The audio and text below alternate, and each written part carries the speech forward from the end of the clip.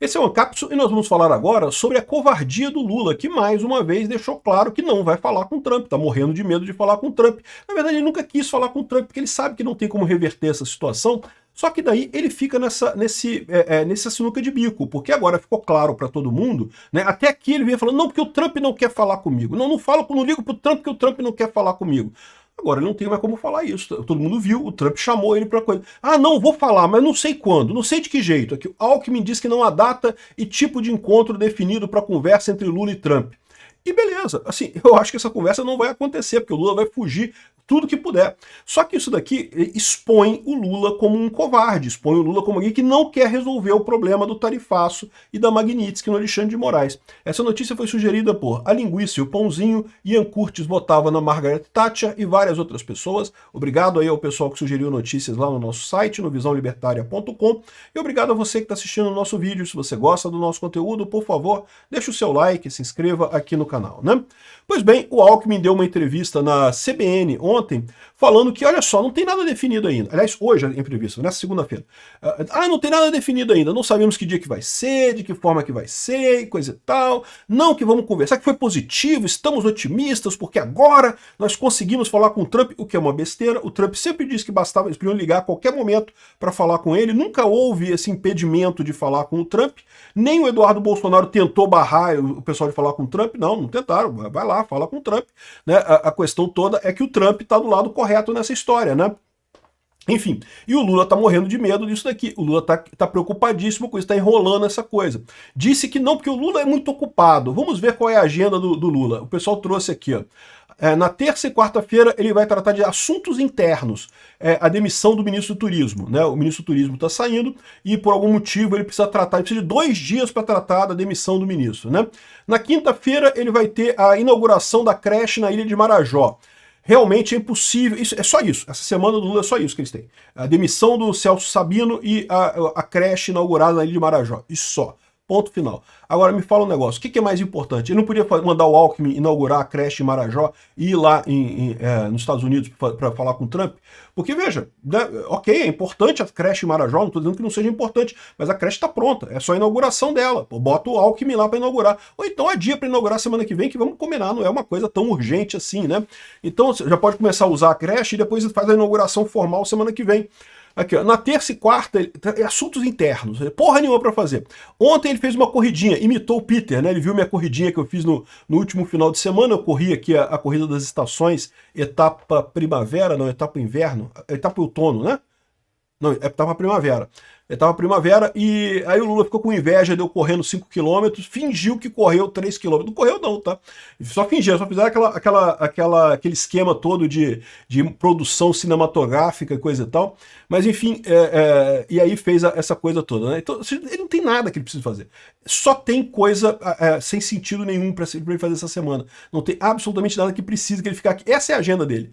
Então por que ele está ocupado que não pode ir lá conversar com o Trump essa semana? Então repara, o ponto que esse pessoal não está entendendo, é lógico que o Lula vai fugir. Todo mundo sabe que o Lula iria fugir. O Lula sabe o que aguarda ele. O pessoal aqui da BBC já fala aqui, ó. Como encontros presenciais com Trump podem virar armadilha para líderes estrangeiros e quais o perigo para o Lula? O problema é simples. Veja, armadilha em que sentido, né? Ninguém saiu de lá com menos do que chegou. O Zelensky foi humilhado, foi um absurdo aquilo, mas depois conseguiu fechar o negócio com o Trump, conseguiu armas com o Trump. O Cyril Ramaphosa também, né? O que o Trump fez? Expôs os vários problemas da África do Sul, a questão da perseguição a fazendeiros brancos e coisa e tal. Isso foi ruim para o Ramaphosa? Foi, mas depois o Trump fechou o acordo com a África do Sul também, o acordo comercial. Então, assim, essa é a ideia. O Trump quer expor os problemas. Certamente o que vai acontecer nesse encontro presencial do Lula com o Trump? Eles vão levar os problemas todos. Pô, por que está perseguindo o Bolsonaro? O que tem nessa história toda aí? Explica isso daí. E de repente o Lula vai explicar, vai falar que não, que tem lá o punhal verde e amarelo, não sei o que lá, que foi golpe mesmo, só na cabeça desse pessoal que foi golpe, né? Mas vai falar os motivos dele lá. E aí pronto, o problema é que, é lógico, o Lula sabe que para o Lula pessoalmente seria ruim isso pega mal para a pessoa pessoalmente. Para o país é bom, o país você sai com um acordo. E esse é o ponto no final das contas. O que foi exposto nessa história com a covardia do Lula aqui, o que está ficando claro para todo mundo é isso. Que o Lula iria fugir disso, todo mundo sabe que o Lula iria fugir disso. O Lula antes dizia que não quer, porque o Trump não quer falar comigo. Sendo que, de novo, nunca teve isso. O Trump sempre falou, é só ligar para mim, estou disponível para ligar. Mas com ligação você fica sem saber. Com o Trump falando ali no Congresso da ONU, todo mundo viu, não, Lula, vamos fazer a reunião semana que vem.